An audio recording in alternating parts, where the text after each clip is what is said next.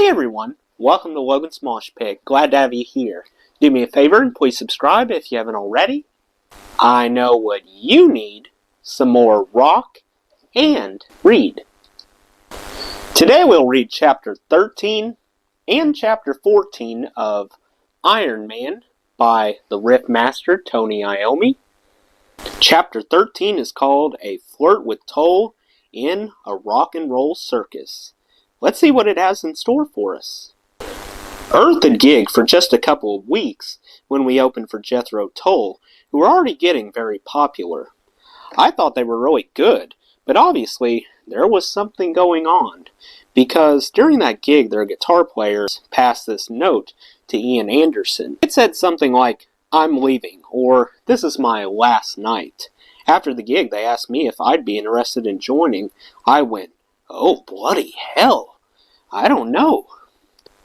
And I didn't. I was shocked by it all. On the way home in the van, I said to the others, "I've got to tell you something. I've been asked to join Jethro Tull, and I don't know what to say." They were really supportive and said, "You should go for it." Tull got in touch, and I said, "Well, yeah, I'll give it a go." But it wasn't as simple as that. They said, "You've got to come for an audition." I protested, but they said, "Come down to London. You'll be all right." I went down there and I walked into this room, and there were so many guitar players from known bands there that I panicked and walked out again. I knew John, one of their crew, from his time with 10 Years After. He rushed after me and said, "Look here, don't worry. Just go and sit in the cafe across the road and I'll come and fetch you when it's your turn." Well, I don't feel comfortable with this. But he insisted, "You gotta have a go. They really want you to play." So he came and fetched me from the cafe. Everybody was gone by the time it was my turn. We did a 12-bar blues and I got to solo. We did another 2 or 3 jams and then they said, "You've got the job." Before I knew it, I was in rehearsals with Jethro Tull for the recording of their Stand Up album. The song Living in the Past from that album would go to number 1 in the British charts. I came up with a couple of the riffs for Nothing Is Easy. Because I felt so out of place in London and I felt really bad about leaving Earth, I took Geezer down with me for moral support. He would sit at the back of the room, and they were fine with that. John put us up in his flat and took us to the rehearsals. They started at 9 o'clock in the morning, sharp.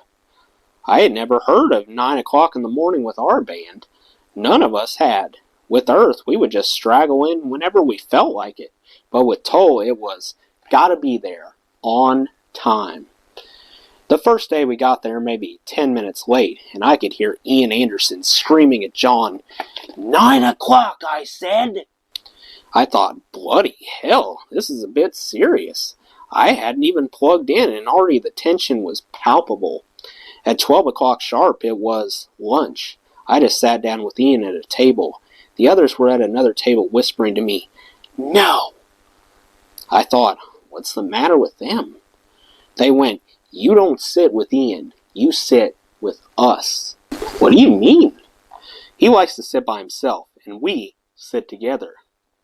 I thought, bloody hell, that's a weird setup. This is supposed to be a band. That night, Ian Anderson took me to see Free play at the Marquee. He introduced me to everybody as his new guitar player, so I thought, this is wonderful. I felt like a pop star. From being a nobody from Birmingham to people at the Marquee taking an interest, it seemed great. We watched Free for a bit and left early. Rehearsal again the next morning, 9 o'clock, and don't be late. But it just didn't feel good. The thing that put the nail in the coffin for me was a meeting with the band's manager. He said, "You'll get 25 pounds a week, and you are really lucky to have this position." That pissed me off. I said, "What do you mean I'm really lucky? They want me because they like what I play, not because of luck." After that, I thought, I want to be part of a band that's going to make it all together, not be put in a band where they've already made it and I'm lucky to be in there. I went back to the rehearsal room and said to Ian, "Can I have a word with you?" We went outside and I said, "I don't feel comfortable about this whole thing." He said, "What's wrong?"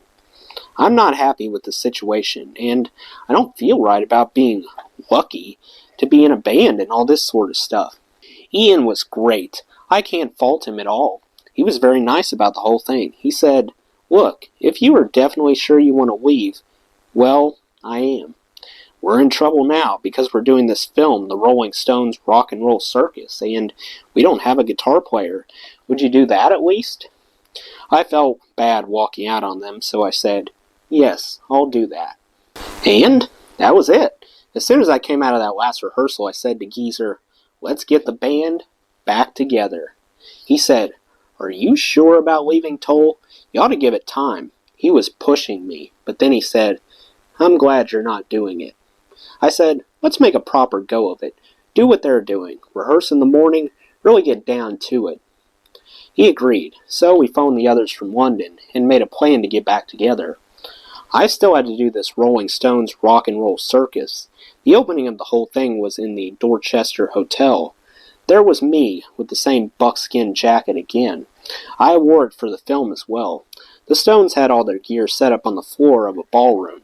The Who were there, and Taj Mahal, and all the people who were in the movie, but I didn't know a soul, and felt like a spare dinner. Mary Ann Faithfull must have sensed that. She came over and went, "You'll be all right. I'll talk to you." And so she did. She was great. The Stones started playing, but within a minute or so, they stopped. They started arguing and had the biggest row. The whole room went quiet. Brian Jones and Keith Richards were screaming at each other. "You are out of tune, you." Because he was with Mary Ann Faithfull, Mick Jagger came over to us saying, "They can't even tune their guitars." It was a sure sign of trouble to come. The next day we filmed in a big warehouse, somewhere. I had a stage set up and something that looked like a circus ring. They wanted people to dress up in silly hats and circus stuff, which seemed ridiculous to me. Even Eric Clapton said, "I feel silly wearing this stupid thing."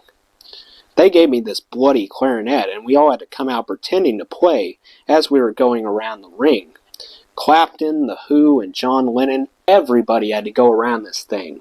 After we all did that, I don't know how many times to get it right, people started chatting, and it got a bit more comfortable. We were all eagerly awaiting the much-anticipated jam with Clapton, Lennon, Mitch Mitchell, and Keith Richards playing bass. I said to Ian Anderson, "I'm really looking forward to seeing Clapton play." They started jamming on this instrumental thing. Bloody Yoko sitting at John's feet, and they weren't good at all. So Ian said, "What do you think of your hero now, then?" We shared a dressing room with The Who, so that was my first time meeting them. They were nice enough, and when they started to play, they were really good.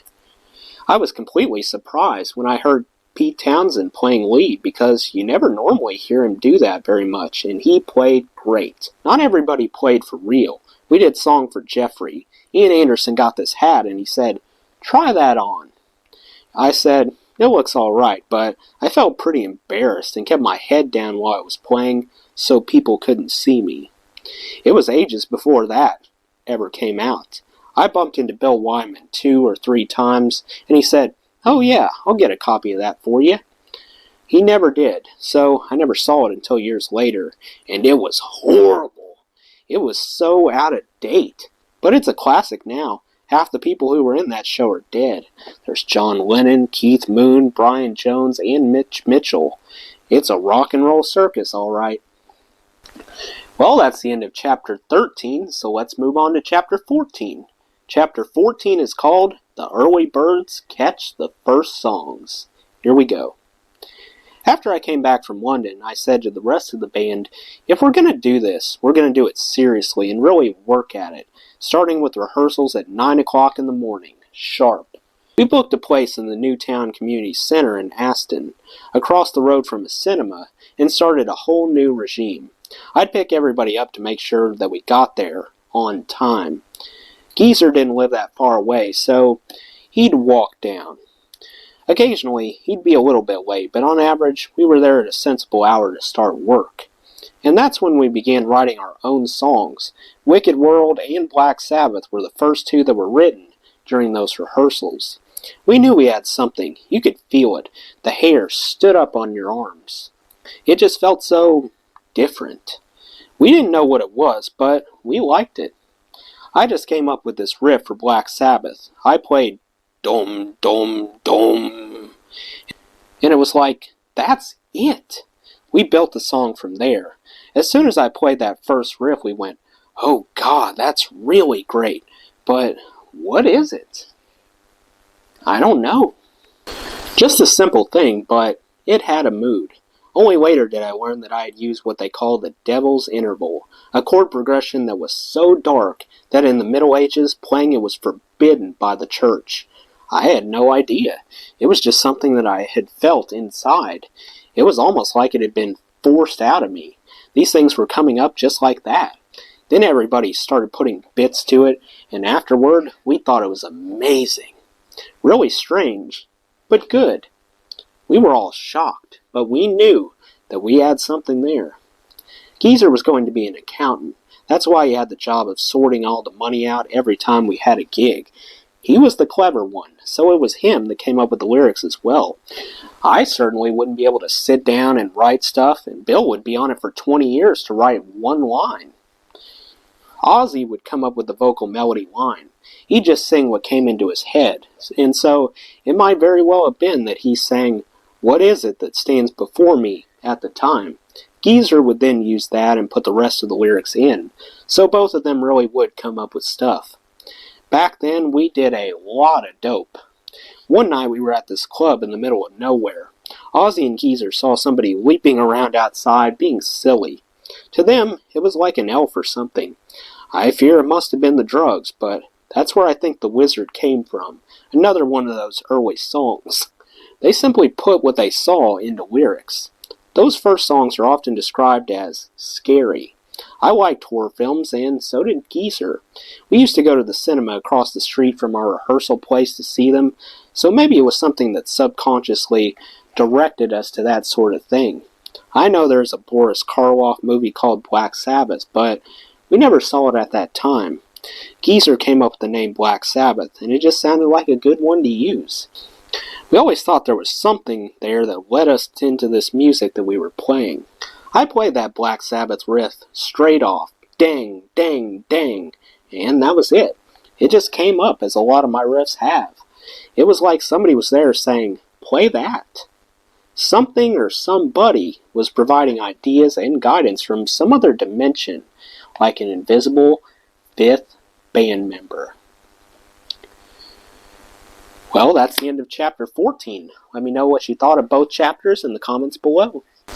That does it for today's video, guys. I hope you enjoyed. Make sure to like, comment, and subscribe if you haven't already. I really appreciate the support.